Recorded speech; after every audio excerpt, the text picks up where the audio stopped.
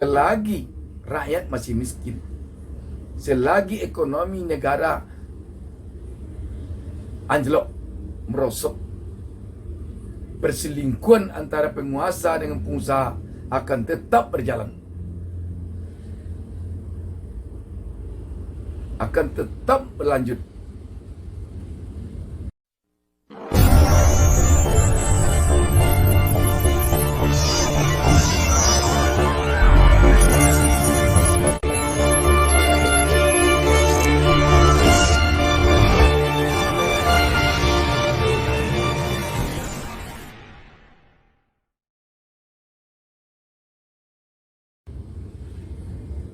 Assalamualaikum warahmatullahi wabarakatuh.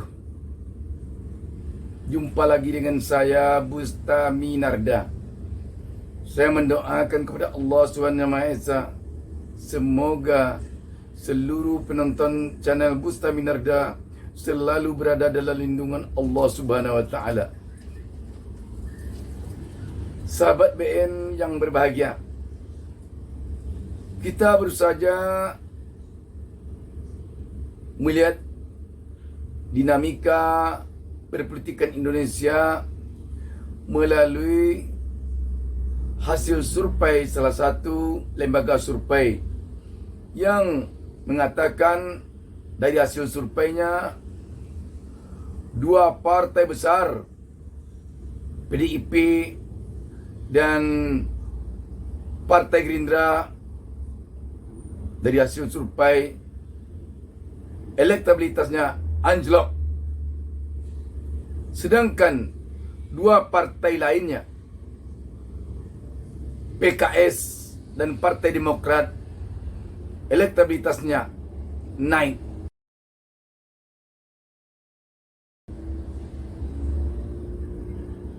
Apa sesungguhnya yang terjadi karena ini?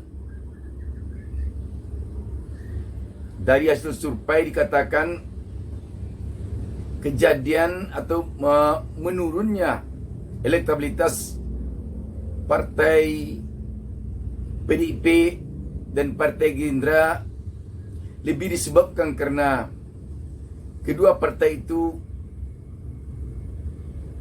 seorang menterinya masing-masing partai tersandung kasus korupsi. Dari Partai PDIP tersandung kasus korupsi dana bansos oleh Menteri Sosial Yulia di Batubara.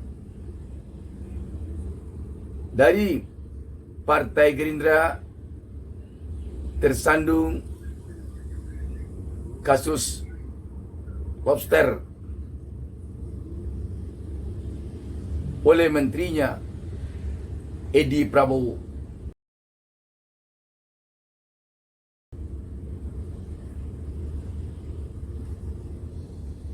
Dan dari sini tentu banyak analisis yang ada dalam kepala publik berkaitan dengan dinamika turun naiknya dukungan rakyat kepada partai di Republik ini. Sebelum kita melangkah jauh membicarakan ini, saya akan bacakan berita media tentang hasil survei tersebut. Republika.co.id memberitakan survei elektabilitas PDIP Gerindra turun, PKS Partai Demokrat naik.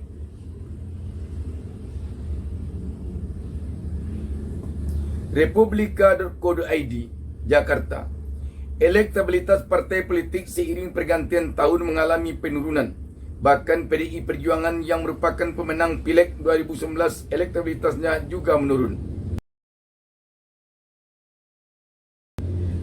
Temuan survei yang dilakukan Vox Populi Research Center seperti dalam siaran persnya di Jakarta Selasa 5 Januari menunjukkan PDIP dan Gerindra mengalami penurunan tajam.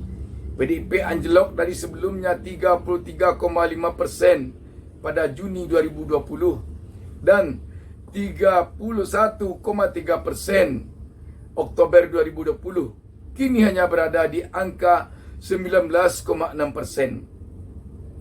Demikian pula dengan Gerindra yang sebelumnya stabil di angka 14,1% Juni 2020 dan 13,9% Oktober 2020, merosot hanya tinggal 9,3%.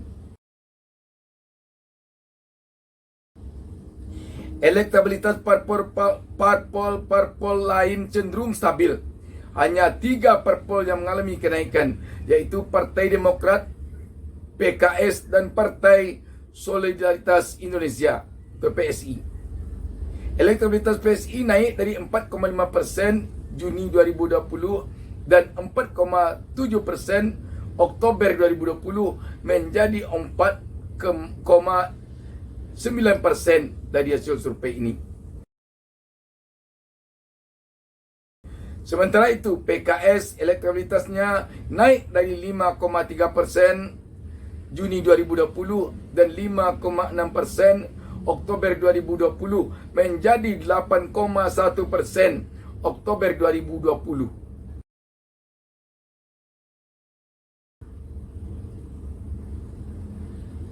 Menjadi 8,1% dari hasil survei baru lalu. Lalu Demokrat naik dari 3,4% Juni 2020 dan 3,3% Oktober 2020 menjadi 5,1% hasil survei terakhir.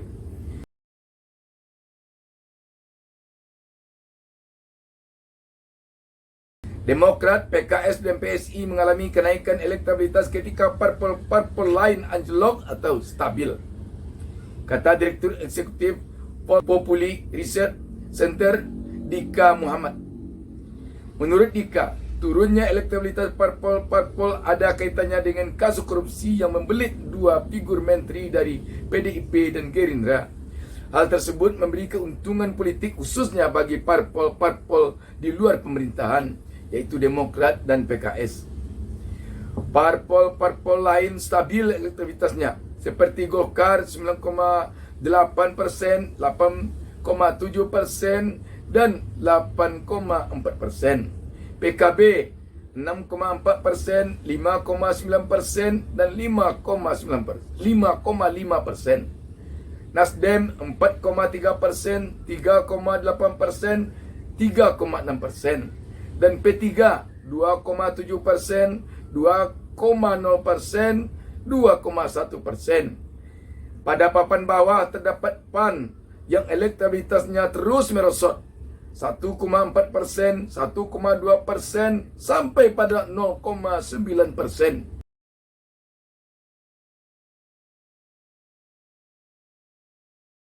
Terakhir, konflik internal yang melanda dan munculnya parpol baru Partai Umat yang digawangi Amin Rais membuat posisi PAN makin terancam. Lainnya adalah Perindo 0,8%, 0,6%, 0,4%. Hanura 0,6%, 0,5%, 0,5%. Dan Berkarya 0,4%, 0,2%, 0,1%. Parpol lainnya tidak mendapat dukungan. Sedangkan partai baru Gelora 0,1% dan Umat 0,2%. Anjloknya elektabilitas PDIP dan Gerindra sebagian besar lari ke golput, di mana responden yang menyatakan tidak tahu, tidak menjawab, naik signifikan dari 12,2% Juni 2020 dan 18,3% Oktober 2020 melesat menjadi 31,4%. Tutur Dika menjelaskan. Jadi golput kalau dijadikan sebuah partai sekarang sudah sangat bagus, 31,4%. Tidak ada partai lain yang mengalahkan selain dari Golput kalau dia sebuah partai.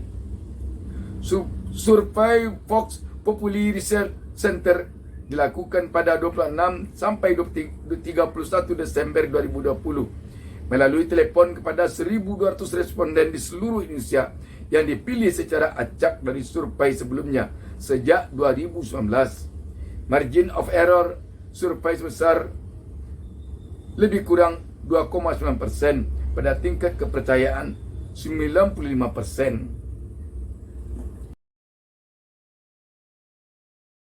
Sahabat BN yang berbahagia, jika kita melihat dari era ke era, dari waktu ke waktu, dari zaman ke zaman, perpolitikan Indonesia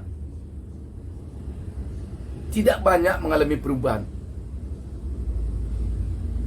Pada umumnya begitu-begitu saja. Perpolitikan Indonesia sangat tergantung kepada perjuangan partai dalam jangka pendek, pada perjuangan politisi dalam jangka pendek. Kenapa saya katakan demikian? Sekarang untuk melakukan pilpres, pemilu legislatif, termasuk juga pilkada, masih ada beberapa tahun lagi. Dari pengalaman yang sudah-sudah,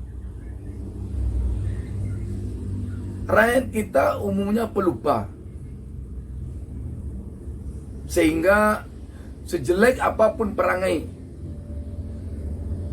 yang ada dalam parpol,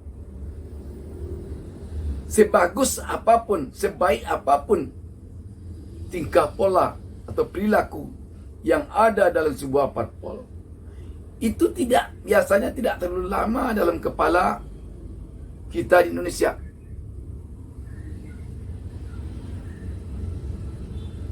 Buktinya, kalaulah tingkah pola partai, kalaulah perjalanan partai, kalaulah apa yang dialami sebuah partai, apa yang dialami seorang pemimpin dalam sebuah partai tersebut di tengah-tengah masyarakat, lama bertahannya di kepala rakyat, tidak akan bisa dilakukan serangan pajar ketika berlangsung pemilu, pilkada maupun pilpres. Janji-janji kampanye bagi partai yang melakukan kampanye tidak akan mempan bagi rakyat kalau rakyat mampu mengingat cukup lama apa yang dilakukan partai tersebut, apa yang dilakukan para politisi dalam partai tersebut dalam rentang jangka waktu 1 sampai 5 tahun belakang. Tetapi sayangnya rakyat kita rata-rata atau secara umum belum bisa mempertahankan terlalu lama kesan-kesan perilaku para politisi, para pemimpin yang berasal dari partai. Maka itulah sebabnya begitu melengket dalam kepala rakyat, dalam kepala publik sejak dari Orde Baru sampai sekarang yang namanya serangan pajar. Nanti jam 9 memilih, jam 6 pagi antarkan uang ke rumah. Jadi dia rakyat itu melihat kita untuk jadi bupati, untuk jadi wali kota, untuk jadi pejabat negara itu untuk keuntungan pribadi kita, bukan untuk keuntungan daerah. Kita ke sana dilihatnya bukan untuk bekerja, membangun daerah, memperbaiki kondisi daerah, tapi untuk mencari keuntungan kita. Dan ini memang itu yang tercermin dalam rata-rata kepemimpinan kita di Indonesia. Makanya begitu seorang pemimpin menjadi pemimpin, dia langsung punya jarak dengan rakyat dalam artian yang sesungguhnya. Makanya orang yang ingin mendapatkan keuntungan pribadi atau keuntungan kelompoknya dalam memimpin, cenderung akan melakukan apa saja agar dia bisa jadi pemimpin, agar dia bisa memenangkan pencalonan. Ini yang banyak terjadi. Kondisi ini bisa berlanjut kenapa? Apabila rakyat selalu miskin. Kalau rakyat sejahtera tidak bisa. Kami jangan Anda iming-imingi dengan uang 100.000, dengan uang 500.000. Kami sejahtera. Kami memilih Anda kerana kami yakini Anda bisa membangun daerah ini jalan jangka panjang, jangka pendek, jangka menengah. Kalau uang 500.000, uang 1 juta kami punya. Tapi kalau rakyat makan aja tidak, jangankan uang 500.000, uang 20.000 aja dia ambil, dia pilih orangnya. Bodoh dia tidak tahu. Oh, nakal dia atau preman dia tidak tahu. Yang penting yang banyak kasih uang. Karena dia butuh uang. Jadi langkah-langkah serangan pajar, langkah-langkah pemberian uang, langkah-langkah memanfaatkan dana bansos untuk memenangkan salah satu calon, itu akan tetap berlangsung selagi rakyat masih miskin.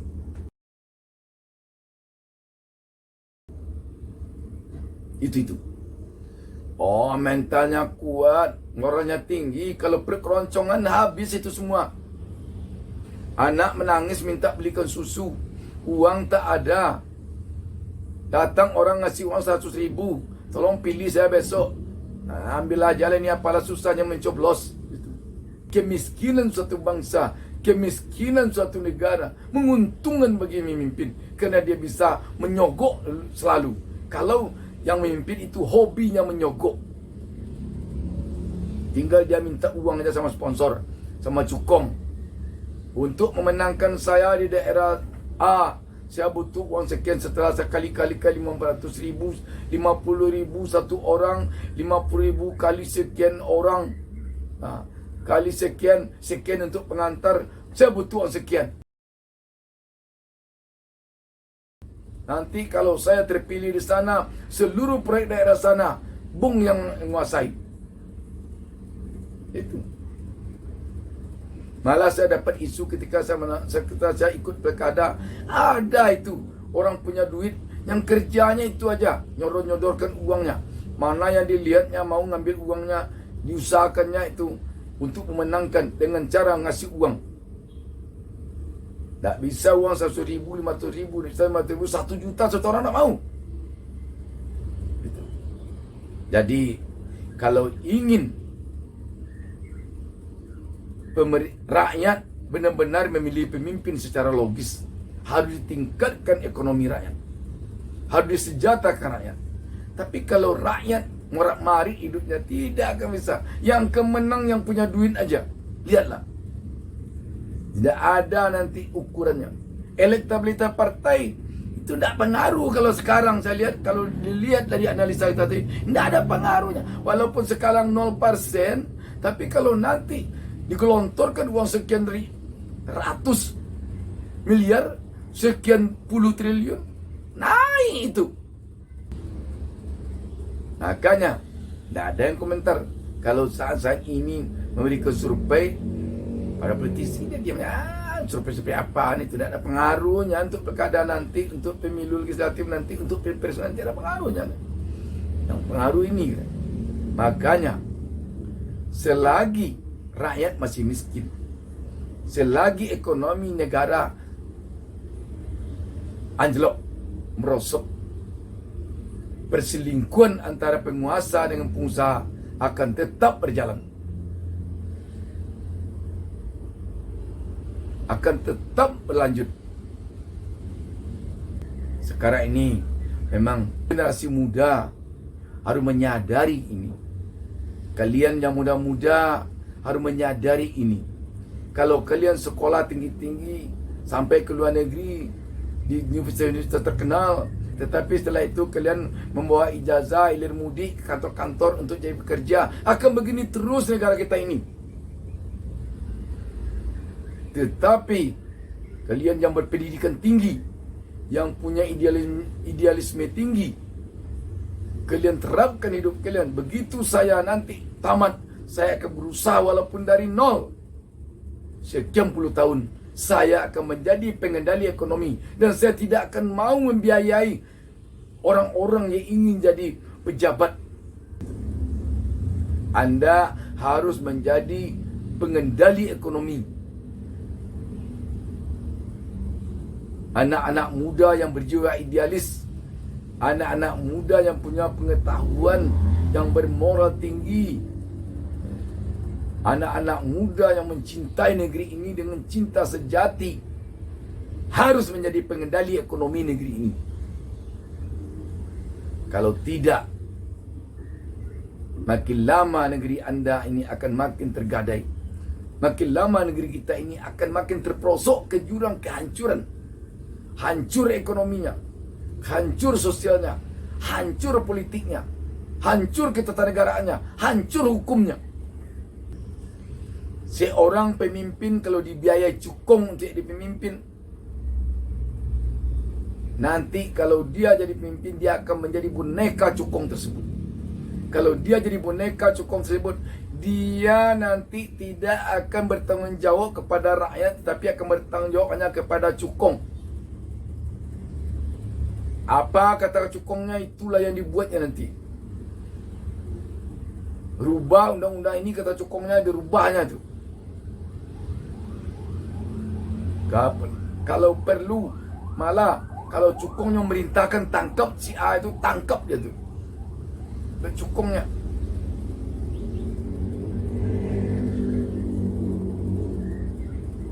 Jadi, kalau ingin demokrasi benar-benar berdiri, kalau ingin hukum benar-benar tegak di negeri ini, kalau ingin pemimpin yang lahir di negeri ini benar-benar pemimpin yang betul-betul idealis, ideal untuk sebuah negara Republik Indonesia yang berpancasila dan berundang-undang nasional ini, harus sejahterakan rakyatnya, harus angkat ekonomi bangsa ini. Kalau negara makin kaya, kalau rakyat makin sejahtera, nanti rakyat memilih akan berdasarkan, akan melihat kepada kualitas. Tetapi selagi negara miskin, selagi rakyat merasa miskin, dia akan memilih pemimpinnya, calon pemimpinnya berdasarkan isi tas calon yang dipilih tersebut. Demikian. Wassalamualaikum warahmatullahi wabarakatuh.